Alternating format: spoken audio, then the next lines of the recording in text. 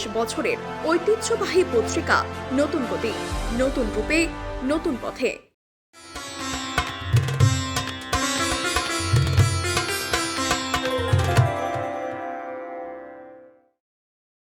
मैं अपनी फेवरेट हूँ, मेरे जैसा कोई दूसरा है चुलबुलापन जिसकी हर बात में घुल जाए, जिंदगी में रंग भर दे, चोरी चोरी चुपके दिल में उतरे, स्वाद से सबको दीवाना कर दे, दीवाना कर दे। मेरी जैसी मेरी अपनी पताका। पताका चाय, गजब का स्वाद।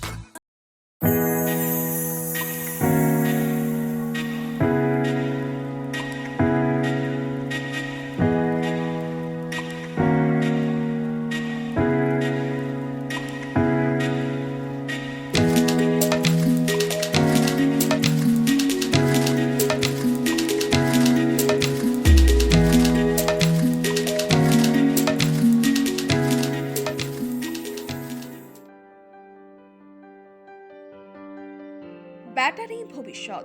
শোরুমে এসে করুন ফ্রিতে টেস্ট ড্রাইভ। ভরসায় দানি মোটর।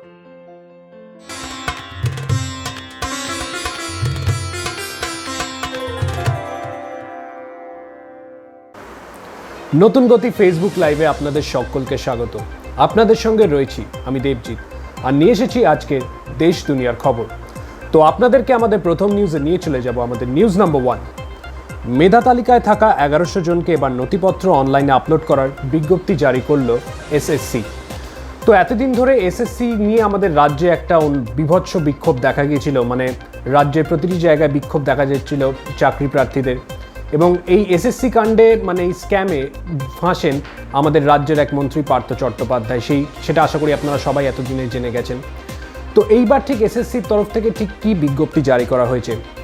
বিজ্ঞপ্তি যেটা জারি করা হয়েছে, 1100 জনকে এবার নথিপত্র অনলাইনে আপলোড করার জন্য সেই বিজ্ঞপ্তি জারি করা হয়েছে, যেটা 12 তারিখ রাত্রি 12টার থেকে মানে এই আপলোড করার সিদ্ধান্ত, মানে আপলোড করার কথা জানানো হয়েছে। তারপরে 13 তারিখ অবধি এই আপলোড করার পর্বটা চলবে। তারপরে যদি আপলোড করা হয় সেটা কোনো রকমে অ্যাকসেপ্ট করা হবে না, ঠিক এমনটাই জানানো হয়েছে এসএসসির তরফ থেকে। তো এরপর যে ব্যাপারটা মানে একটা প্রশ্ন উঠে আসছে, এই যে নথিপত্র আপলোড করার কথা বলছে, এরপরে কি মানে এই মানে এপিসোডটা মানে এসএসসি স্ক্যামের যে এপিসোডটা রাজ্য কি এইভাবেই সমাপ্ত করতে পারবে? মানে রাজ্য কি এবার পারবে এই জটিলতাটাকে পুরোপুরিভাবে এবার বন্ধ করতে, মানে পুরোপুরিভাবে যাতে এবার চাকরি প্রার্থীরা মানে এবার চাকরি পেয়ে যান, ঠিক এমনই কি কিছু ব্যবস্থা করতে পারবে রাজ্য সরকার? এটাই সব থেকে বড় বিষয় এই মুহূর্তে। এরপর আপনাদেরকে আমাদের দ্বিতীয় নিউজে নিয়ে চলে যাব। আমাদের নিউজ নাম্বার 2, গরু পাচার মামলায় ফের অনুব্রত মণ্ডলকে তলব করল সিবিআই। তো গরু পাচার মামলা আমাদের রাজ্যে এই মুহূর্তে আশা করি আপনারা জানেন যে সিবিআই ইডি রেগুলার ইন্টারফেয়ার করছে আমাদের স্টেট গভর্নমেন্টের কাজে। তো এইবার গরু পাচার মামলায় মানে আরেকটি স্ক্যামে রাজ্য সরকারের মানে একজন নেতাকে, বীরভূমের জেলা সভাপতি তৃণমূলে অনুব্রত মণ্ডলকে ফের তলব করেছে সিবিআই। এর আগে এই বিষয়ে দুবার তলব করা হয়েও গেছে, কিন্তু আগামী সোমবার ওনাকে 11টা নাগাদ নিজাম প্যালেসে হাজিরা দেওয়ার নির্দেশ দেওয়া হয়েছে। তবে এবারের তলব অত্যন্তই গুরুত্বপূর্ণ এবং তাৎপর্যপূর্ণ বলে মনে করা হচ্ছে, কারণ গত বুধবার অনুব্রত মণ্ডলের 3 ঘনিষ্ঠ, তাদের নাম কি? তাদের নাম টুলু মণ্ডল, মুক্তার শেখ ও করিম খান। তাদের বাড়িতে সিবিআই ইডি এসে রেড করে, এবং রেড করার পর উঠে আসে নানা নথিপত্র। তো এরপর প্রশ্ন উঠে আসছে এই নথিপত্র যেগুলো পাওয়া গেছে, এরপরে আর কার কার নাম এই গরু পাচার কাণ্ডের সঙ্গে মানে গরু পাচার মামলার সাথে জড়িয়ে আসবে, রাজ্যের কোন কোন মন্ত্রীর নাম উঠে আসবে, এইটা জানার জন্য মুখিয়ে রয়েছে রাজ্য এই মুহূর্তে। তবে এই মুহূর্তে যে আরও বড় প্রশ্নটি মানে উঠে আসছে, এরপরে যদি কারোর নাম উঠে আসে এই গরু পাচার মামলায়, তাহলে কীভাবেই এত বড় ধাক্কা সামাল দেবে রাজ্য সরকার এবং আমাদের তৃণমূলের জননেত্রী, আমাদের তৃণমূল সুপ্রিমো মমতা বন্দ্যোপাধ্যায় কীভাবে সামাল দেবেন উনি? এটাই এখন এই মুহূর্তের বড় প্রশ্ন। এরপর আপনাদেরকে আমাদের তৃতীয় নিউজে নিয়ে চলে যাব। আমাদের নিউজ নাম্বার 3, শনিবার সকাল 10টায় শুরু হলো দেশের উপরাষ্ট্রপতি নির্বাচন। তো কিছুদিন আগেই আমাদের দেশের রাষ্ট্রপতি নির্বাচন হয়েছে, যেখানে দ্রৌপদী মুর্মু মানে জিতেছেন রাষ্ট্রপতি নির্বাচন। তো এইবার আজকে সকালে উপরাষ্ট্রপতি নির্বাচন শুরু হয়েছে, সকাল 10টা নাগাদ শুরু হয়েছে উপরাষ্ট্রপতি নির্বাচন। তো খাতায় কলমে অনেকটাই এগিয়ে রয়েছে এনডিএ প্রার্থী জগদীপ ধনকর, মানে মার্গারেট আলবা মানে যিনি বিরোধী প্রার্থী, তার থেকে অনেকটা এগিয়ে রয়েছেন এনডিএ প্রার্থী জগদীপ ধনকর, মানে যিনি আমাদের ফর্মার গভর্নর ছিলেন ওয়েস্ট বেঙ্গলের। তবে হারার আগে হার স্বীকার করতে নারাজ বিরোধী প্রার্থী মার্গারেট আলবা। তিনি জানিয়েছেন তিনি যে যতটা সম্ভব তার তরফ থেকে তিনি লড়াই দেবেন এবং সবাইকে আবেদনও করেছেন তাকে ভোট দেওয়ার জন্য। তো এইবার যেটা রাজনৈতিক পরিস্থিতি যেটা বলছে এই মুহূর্তে, তাতে 515টি মতো ভোট পেতে পারেন জগদীপ ধনকর এবং সেইভাবে মেজরিটি নিয়ে উনি খাতায় কলমে এগিয়ে যেতে পারেন, মানে তিনি জিতেও যেতে পারেন উপরাষ্ট্রপতি নির্বাচন। তবে সেটা কী হবে সেটা আমরা আর কিছুদিনের মধ্যেই জানতে পারবো। তবে আজকে যে ভোট গ্রহণ মানে যে ভোটিংটা সেটা বিকেল 5টা অবধি হবে, তারপরে কবে ঘোষণা করা হবে সেটা আমরা পরবর্তী সময়তে জানতে পারবো। তবে 11ই সেপ্টেম্বর ওট নেওয়া হবে, মানে শপথ গ্রহণ মানে শপথ নেওয়ার যে অনুষ্ঠানটি সেটা 11ই সেপ্টেম্বর নেওয়া হবে।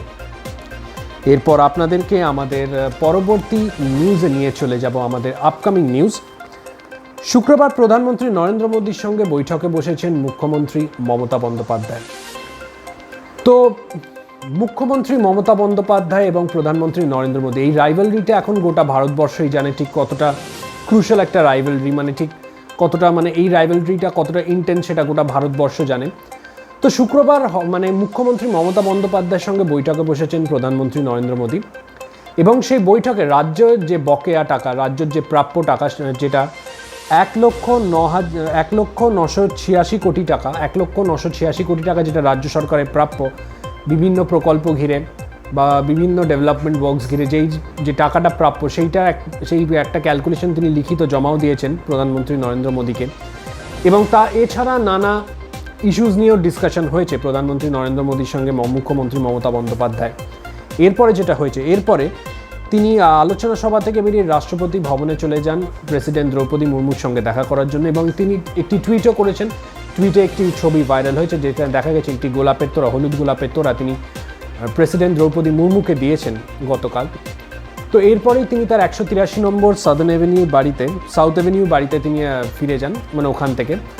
তবে শনিবার ফের মুখ্যমন্ত্রী মমতা বন্দ্যোপাধ্যায়ের সঙ্গে প্রধানমন্ত্রী নরেন্দ্র মোদীর আবার মুখোমুখি হবে, সেটি ঠিক কী অনুষ্ঠান, সেটি রাষ্ট্রপতি ভবনে একটি অনুষ্ঠানে ফের মুখোমুখি হবে দুজনে। এরপর আপনাদেরকে আমাদের পঞ্চম নিউজে নিয়ে চলে যাব, আমাদের নিউজ নাম্বার 5। রাষ্ট্রপতি ভবনের উদ্দেশ্যে পদযাত্রার সময় আটক রাহুল গান্ধী, প্রিয়াঙ্কা গান্ধী সহ একাধিক কংগ্রেস নেতা। তো গতকাল এই যে কংগ্রেস বিজেপির যে রাইভালরি, এটাও কতটা ইন্টেন্স এটা গোটা ভারতবর্ষ জানে। তো এরকমই একটি মানে ইন্টেন্স রাইভালরি, একটা ইন্টেন্স প্রোটেস্ট দেখা গেল গতকাল রাষ্ট্রপতি ভবন যাওয়ার পথে। কংগ্রেসের নেতা রাহুল গান্ধী, প্রিয়াঙ্কা গান্ধী এবং একাধিক বড় মাপের নেতাদেরকে মানে আটক করেছিল গতকাল পুলিশ, যদিও কয়েক ঘন্টার মধ্যে তাদের ছেড়ে দেওয়া হয়। তো গতকাল ঠিক কী বিষয়ে তারা মানে প্রতিবাদ মিছিলে বেরিয়েছিলেন, গতকাল যে বিষয়ে মানে বেরোনো হয়েছে সেটা হচ্ছে মূল্যবৃদ্ধি, রেগুলার প্রাইস হাইক, তারপর ফুয়েল প্রাইস হাইক, পেট্রোল ডিজেলের যে মানে জ্বালানির যে মূল্যবৃদ্ধি ইত্যাদি বিষয়ে নিয়ে, মানে যেগুলো এমার্জেন্সি মানে যে বিষয়গুলি সেগুলি নিয়ে রাষ্ট্রপতি ভবনের দিকে একটি প্রতিবাদ মিছিল করছিলেন কংগ্রেস। মাঝপথেই আটকানো হয় পুলিশ, যদিও পুলিশ এটা আগে থাকতেই জানতো, দিল্লি পুলিশ আগে থাকতে জানতো বলেই সেই কারণে একটা হিউজ পুলিশ ফোর্স মানে ডিপ্লয় করা হয়েছিল এরিয়াতে এবং পথে তাদেরকে আটকানো হয়। যদিও সব কিছু মানে নানা বাধা বিপত্তি কাটিয়ে এগিয়ে যেতে চেয়েছিলেন মানে কংগ্রেসের নেতা নেত্রীরা, তবুও বড় মাপের যিনি নেতা রাহুল গান্ধী, প্রিয়াঙ্কা গান্ধী এবং আরও যারা বড় মাপের নেতারা তাদেরকে আটক করেছে পুলিশ, কয়েক ঘন্টার মধ্যে ছেড়ে দেওয়া হয়েছে। এরপর প্রশ্ন যেটা এই মুহূর্তে এইখান থেকে উঠে আসছে, কংগ্রেস এই লাগাতার মিছিলের দ্বারা কি কোনো প্রভাব ফেলতে পারবে? কারণ 2024 আর মাত্র 1.5 বছর, মানে প্রিসাইসলি আর 1.5 বছর বাদে ইলেকশন। তো তার আগে কি কংগ্রেস এইভাবে লাগাতার প্রতিবাদ মিছিল করে কি একটা প্রভাব ফেলতে পারবে জাতীয় স্তরে? আর এই যে বিজেপির একটা পলিটিক্সের বিষয়, যেটা ইন্ডিয়ান পলিটিক্যাল সিনারিওতে যেটা দেখা যাচ্ছে, মানে ইডি সিবিআইকে মানে কোনো বিভিন্ন অবিজেপি রাজ্যে ইডি সিবিআই পাঠিয়ে দেওয়া, এই বিষয়টা যতটা ফাঁস হবে সেটার জন্য কি বিজেপিরও কিছু নেগেটিভ মানে কোনো এফেক্ট পড়বে বিজেপির ওপর, সেটা এই মুহূর্তে দেখার বিষয়। এরপর সরাসরি আপনাদেরকে আমাদের ষষ্ঠ নিউজে নিয়ে চলে যাব, আমাদের নিউজ নাম্বার 6। চীনা হামলার ভয়ে তাইওয়ানের আকাশপথে ঢুকতে পারছে না বিভিন্ন দেশের বিমান যাত্রীবাহী। তো বিভিন্ন দেশের যাত্রীবাহী বিমান ঢুকতে পারছে না তাইওয়ানের মানে যে এরিয়াতে, সেই তাইওয়ানের এয়ার জোনসগুলোতে। তো ঠিক কেন হয়েছে? কারণ তারা ভয় পাচ্ছে যে চাইনিজ যদি অ্যাটাক করে, মানে চায়না তাইওয়ানে এই মুহূর্তে একটা মানে ইন্টারন্যাশনাল রাইভালরি চলছে, একটা পলিটিক্যাল টেনশন চলছে। তো সেই কারণে যে কোনো মুহূর্তে চায়না হয়তো একটা অ্যাটাক করতে পারে তাইওয়ানের ওপর। সেই কথা মানে ভেবেই বিভিন্ন যে মানে বিমান সংস্থা আছে, বিভিন্ন দেশের যে মানে বিমান সংস্থাগুলি, তারা তাইওয়ানের যে এরিয়া ওই জায়গায় যাত্রীবাহী বিমান পাঠাতে পারছে না। ঠিক কোন কোন বিমান সংস্থা মানে কি পদক্ষেপ নিয়েছেন আপনাদেরকে একবার জানিয়ে রাখি। ওই রুটে যাত্রা বাতিল করেছে বেশ কয়েকটি বিমান সংস্থা, যেমন দক্ষিণ কোরিয়া এয়ার ও সিঙ্গাপুর এয়ারলাইন্স। ওরা কমপ্লিটলি মানে বাতিল করেছে, মানে এয়ার জোন মানে যে তাইওয়ানের যে এয়ার জোন সেখানে মানে যাত্রীবাহী বিমান পাঠানোটা কমপ্লিটলি বাতিল করেছে মানে দক্ষিণ কোরিয়ার বিমান সংস্থা এবং সিঙ্গাপুর এয়ারলাইন্স। কিন্তু ঠিক অপোজিট এন্ডে একটা অন্য স্ট্র্যাটেজি নিয়েছে জাপানের যে বিমান সংস্থা বা হংকংয়ের যে বিমান সংস্থা। জাপানের যে এক বিমান সংস্থা, হংকংয়ের এক বিমান সংস্থা ক্যাথে প্যাসিফিক, তারা বুঝতে পারছে যেহেতু একটা পলিটিক্যাল টেনশন চলছে বা একটা চাইনিজ অ্যাটাক হতে পারে, মানে সেই কারণে ওই এয়ার জোনসগুলোতে মানে রুটটা টোটালি তারা বাতিল না করে রুটটা চেঞ্জ করে দিয়েছে। ওই জায়গায় মানে যাত্রীবাহী বিমানকে মানে বাতিল না করে তারা রুটটা চেঞ্জ করে দিয়েছে স্ট্র্যাটেজিক্যালি। তবে এইখানে একটা তাইওয়ান আর চায়নার যে একটা পলিটিক্যাল টেনশন যে হয়েছে সেটা নিয়ে একটা প্রশ্ন উঠে আসছে। প্রথমত, ন্যান্সি পেলোসির তাইওয়ানে যাওয়াটা মানে কি একটা ট্রিগার করবে, মানে ফাইনালি কি ট্রিগার করবে চায়না ভার্সেস তাইওয়ানের একটা ওয়ার? এর ফলে হলেও মানে আমরা কিছু ক্ষেত্রে রাশিয়া ইউক্রেনের যুদ্ধেতে যেটা আমরা দেখতে পেয়েছি যে আমেরিকাকে কিছু কিছু সেকশন মানে কিছু কিছু দেশ মানে আমেরিকাকে অপোজ করেছিল আমেরিকার কিছু সিদ্ধান্তের ওপর। এবার যদি চায়না তাইওয়ানের যুদ্ধ লাগে, সেই কি আবার দিনের শেষে আমেরিকাকে আবার ব্লেম করা হবে এই যুদ্ধের জন্য? এখানে একটা প্রশ্ন হয়ে আসছে। অথবা যদি যুদ্ধ লেগে যায়, চায়না আর রাশিয়া কি একে অপরের মানে ব্যাকআপ পাবে? সেটাও একটা বড় প্রশ্ন এই মুহূর্তে উঠে আসছে। যদিও এই মুহূর্তে বলে রাখা ভালো, তেলের জন্য রাশিয়া কিন্তু ইন্ডিয়া আর চায়নার উপর বিভৎসভাবেই ডিপেন্ড করে রয়েছে। তো সব কিছু একটা পলিটিক্যাল ইকুয়েশনের মধ্যে দিয়ে বাঁধা রয়েছে। তো আগামী দিনে সেটা কি হবে, এটাই এখন একটা বহুত বড় বিগ কোয়েশ্চেন হিসেবে উঠে আসছে। এরপর আপনাদেরকে আমাদের সপ্তম নিউজে নিয়ে চলে যাব। আমাদের নিউজ নাম্বার 7, বোমা বিস্ফোরণে কাঁপল আফগানিস্তানের রাজধানী কাবুল। তো আফগানিস্তানে মানে গত দুদিন আগে যে আল কায়দা প্রধান আয়মান আল জাওয়ারির যে মৃত্যু হয়েছে, সেটা একটা অত্যন্ত মানে যে নিউজটা, সেই নিউজটা গোটা বিশ্বে ছড়িয়ে গেছিল। তারপরেই মানে কিছু ক্ষেত্রে তালিবানকে ব্লেম দেওয়া হয়েছিল যে তালিবানের যারা পলিটিশিয়ানসরা আছেন তারাই আমেরিকাকে খোঁজ দিয়েছে, তারাই আমেরিকাকে সন্ধান দিয়েছে গোপন ডেরার আল জাওয়ারি। কিন্তু ওর পরে যে ঘটনাটা ঘটলো সেটা অত্যন্ত ভয়ানক। যদিও ওই ঘটনার সাথে এটা ইন্টারলিঙ্ক কিনা সেটা আমরা আগামী দিনেই জানতে পারবো। ঘটনাটি ঠিক কী? আফগানিস্তানের রাজধানী কাবুলে একটি ভয়াবহ বোমা বিস্ফোরণ হয়, মৃত্যু হয়েছে 8 জনের। যদিও আইএস মানে ইসলামিক স্টেটের তরফ থেকে জানানো হয়েছে মোট মৃতের সংখ্যা হয়েছে 20। কিন্তু আবার হতাহতে মানে যেটা অন্য মানে আফগানিস্তানের যে মানে স্বাস্থ্য মন্ত্রকের তরফ থেকে যেটা খবর পাওয়া গেছে, হতাহতের যে সংখ্যা সেটা আরও বেশি, মানে হতাহতের সংখ্যা 50ও হতে পারে।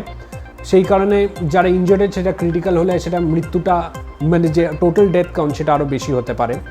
তবে এই বিষয়টি কী জানানো হয়েছে, কাবুল পুলিশের একজন মুখপাত্র তিনি ঠিক কী জানিয়েছেন, সেই ব্যক্তির নাম খালিদ জাদরান। তিনি যেটা জানিয়েছেন, রাজধানীর জনবহুল এলাকায় বিরাট মাপের প্রাণহানির চেষ্টার বিস্ফোরণ ঘটিয়েছিল জঙ্গিরা। এক তালিবান নেতাকে উদ্ধৃত করে রয়টার্স যেটা জানিয়েছে, রয়টার্সের যেটা বক্তব্য, একটি সবজির গাড়িতে বিস্ফোরক রেখেছিল জঙ্গিরা। ভিড়ে ঠাসা এলাকায় বিস্ফোরণে হতাহতের সংখ্যা 50। ঠিক এমনই স্বাস্থ্য মন্ত্রকের তরফে যেটা একটু আগে বললাম জানানো হয়েছে হতাহতের সংখ্যা। যদিও অনেকের যে কন্ডিশনটা সেটা এই মুহূর্তে ক্রিটিক্যাল হয়ে আছে, ক্রিটিক্যাল হলে টোটাল ডেথ কাউন্টসটা হয়তো আরও বেশি রাইজ করতে পারে, সেটারই একটা আশঙ্কা রয়েছে। এরপর আপনাদেরকে আমাদের অষ্টম নিউজে নিয়ে চলে যাব। আমাদের নিউজ নাম্বার 8, গাজায় বোমা বর্ষণ ইসরায়েলি বায়ুসেনা। তো কিছুদিন যাবৎ গাজায় মানে একটা ইসরায়েল প্যালেস্টাইন একটা কনফ্লিক্ট এরকম চলছিল কিছুদিন যাবৎ, এখনও সেই মানে ইন্টেন্স রাইভালরিটা চলছে। এরপরে ঠিক ঘটনাটি ঠিক কী ঘটেছে, শুক্রবার প্যালেস্তাইনীয় একটি জঙ্গি সংগঠনের ঘাঁটিতে একের পর এক বোমা ফেলেছে ইসরায়েলি বায়ুসেনা, মানে ইসরায়েলি ডিফেন্স ফোর্স। মানে জঙ্গিদের যে ঘাঁটি সেইগুলোর উপর মানে এয়ার স্ট্রাইক করেছে বা এক্সপ্লোশন করেছে মানে ইসরায়েলি এয়ারফোর্স বা ইসরায়েলি ডিফেন্স ফোর্স।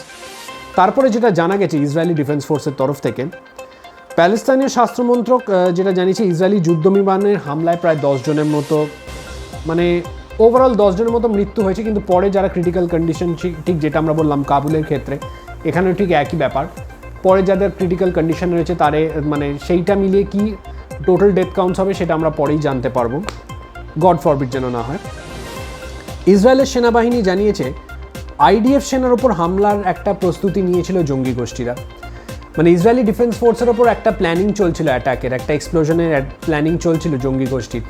তো সেইটার খবর পেয়েই, মানে যাতে এই অ্যাটাক হওয়ার আগেই পাল্টা অ্যাটাক দিয়ে দেয়, মানে ফার্স্ট মানে ইনিশিয়াল অ্যাটাকটা দিয়ে দেয় ইসরায়েলি ডিফেন্স ফোর্স বা ইসরায়েলি এয়ারফোর্স, তারাই ফার্স্ট অ্যাটাকটা তাদের থেকেই আসে। এবং তাতে মৃত্যু হয়েছেন একটি জঙ্গি নেতা, সেই জঙ্গি নেতার নাম জাদরান, তার মৃত্যু হয়েছে। এবং এই যে মানে মৃত্যুটা হয়েছে তাতে আশঙ্কা করা হচ্ছে আরও আগামী দিনে হয়তো এই যুদ্ধটা উগ্র হয়ে যেতে পারে। যদিও এই বিষয়ে যেটা জানা যাচ্ছে, ইসরায়েলের ভূখণ্ডের ওপর একের পর এক রকেট হামলা চালিয়ে যাচ্ছে প্যালেস্তানীয় জঙ্গিরা। সব মিলে এই মুহূর্তে একটা যুদ্ধক্ষেত্রে পরিণত হয়েছে এই মুহূর্তে এই ইসরায়েল প্যালেস্টাইনের যে মানে গাজার যে মানে রিজনটা, সেটা এই মুহূর্তে একটা ওয়ার ব্যাটল বা ওয়ার ফিল্ডের মধ্যে পরিণত হয়েছে, ব্যাটলফিল্ডে পরিণত হয়েছে প্রিসাইসলি এমনই। তবে আগামী দিনে এই যুদ্ধটা ঠিক কোন দিকে এগিয়ে যায় সেটাই এখন দেখার বিষয়। এরপর আপনাদেরকে আমাদের নবম ও দশম নিউজে নিয়ে চলে যাব। আমাদের নবম ও দশম নিউজ যেটা হয় সেটা অ্যাজ ইউজুয়াল হেলথ রিলেটেড হয়, precisely Covid report related, state অর্থাৎ ওয়েস্ট বেঙ্গল এবং নেশন অর্থাৎ ইন্ডিয়া। তো আমাদের নিউজ নাম্বার 9, গত 24 ঘন্টায় রাজ্যে করোনা আক্রান্ত হয়েছেন মোট 783 জন, গতকালের তুলনায় সামান্য বেশি, বাট আপওয়ার্ড গ্রাফ গেছে। যেটা রিপোর্ট এক্স্যাক্টলি বলছে, শীর্ষস্থানে রয়েছে কলকাতা, মৃত্যু হয়েছে 5 জনের, পজিটিভিটি রেট যেটা 6.32-তে এসে দাঁড়িয়েছে, আর সুস্থতার হার সেটা একই রয়েছে 98.55%, যেটা সামান্য হলেও স্বস্তি দিচ্ছে। এরপর আপনাদেরকে আমাদের দশম নিউজে নিয়ে চলে যাব। আমাদের নিউজ নাম্বার 10, গত 24 ঘন্টায় দেশে করোনা আক্রান্ত হয়েছেন 19,406 জন, গতকাল যেটা ছিল 19,800 সামথিং কতর মতো, এবার সেটা 19,406 জনের মধ্যে সামান্য কম, যেটা দেশের কোভিড গ্রাফটা দেখা গেছে। তার মধ্যে রিপোর্ট যেটা বলছে প্রাণ হারিয়েছেন 49 জন, অ্যাক্টিভ কেসেসের হার 0.31%। অবস্থা শোচনীয় যেই রাজ্যগুলিতে, মহারাষ্ট্র, দিল্লি, কর্ণাটকা, তামিলনাড়ু, কেরালা, এই রাজ্যগুলিতে অবস্থা অত্যন্ত শোচনীয় হিসেবে বলা হয়েছে। রিকভারি রেট অর্থাৎ সুস্থতার হার যেটা বলা হয়েছে 98.50%, যেটা এই মুহূর্তে সেটা দাঁড়াচ্ছে। এবার রোজের মতো যেটা আমরা বলি সেই একই প্রশ্ন এখানে বারবার লেগেই থাকছে, আগামী দিনে কীভাবে এই কোভিড কন্টেন্ট কোনো পলিসি নেবে কিনা, সে রাজ্য সরকার হোক কি কেন্দ্র সরকার হোক, full lockdown, partial lockdown, night curfew, relaxations কী হবে সেটা আমরা আগামী দিনেই দেখতে পাবো, আগামী দিনেই জানতে পারবো। তবে এই মুহূর্তে কোভিডের যে টেরারটা সেটা অব্যাহত, এইটাই এখন এই মুহূর্তে একটা বড় চিন্তার কারণ। তো আমাদের যে আজকে দেশ দুনিয়ার খবর সেটা আজ আমরা এখানেই শেষ করলাম। আগামীকাল আপনাদের কাছে আমরা আবার ফিরে আসব। আমাদের সম্বন্ধে জানতে হলে আমাদের ফেসবুক পেজ নতুন গতিতে লাইক করুন, আর আমাদের ইউটিউব চ্যানেল নতুন গতিতে লাইক ও সাবস্ক্রাইব করুন। ধন্যবাদ।